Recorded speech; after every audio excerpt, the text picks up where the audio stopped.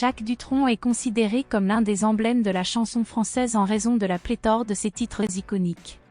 En effet, des morceaux tels que Les Cactus, La fille du Père Noël, J'aime les filles, Il est 5 heures, Paris s'éveille, L'opportuniste, Le petit jardin, Gentleman cambrioleur. Puisque vous partez en voyage, et je ne suis personne, ont marqué les esprits du public et de la critique, attestant ainsi du talent incontestable de l'artiste. Le 28 avril à venir marquera l'anniversaire des 80 ans du père de Thomas Dutronc. Cette date constitue une opportunité propice pour revenir sur le parcours exceptionnel de cet illustre personnage à travers une biographie rédigée par les talentueux auteurs Olivier Cachin et Éric Jean-Jean. L'ouvrage suscite un engouement particulier chez les admirateurs du chanteur, qui attendent avec impatience sa parution.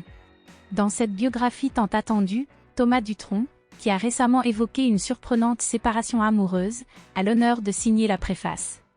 Dans un extrait exclusif dévoilé par Télé Loisirs le lundi 17 avril, Thomas Dutronc a fait des révélations énigmatiques au sujet de son célèbre géniteur.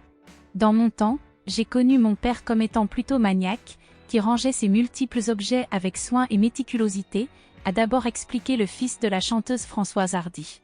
Cependant, il m'a raconté qu'à l'âge de 25 ans, il y avait un désordre chaotique, au d'un mètre, composé de toutes sortes de choses dans sa chambre, a-t-il poursuivi. Avant de partager des détails sur le quotidien de son père dans sa résidence en Corse.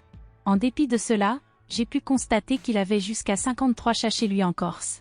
La présence des félins était telle qu'il était impossible de prendre les repas à l'extérieur, car les chats sautaient sur la table et étaient omniprésents dans les environs. Nous avions du mal à dormir, perturbés par les hurlements et les bagarres nocturnes de ces animaux. De plus, étant donné que tous les chats n'étaient pas stérilisés, l'air empestait aux alentours de la maison.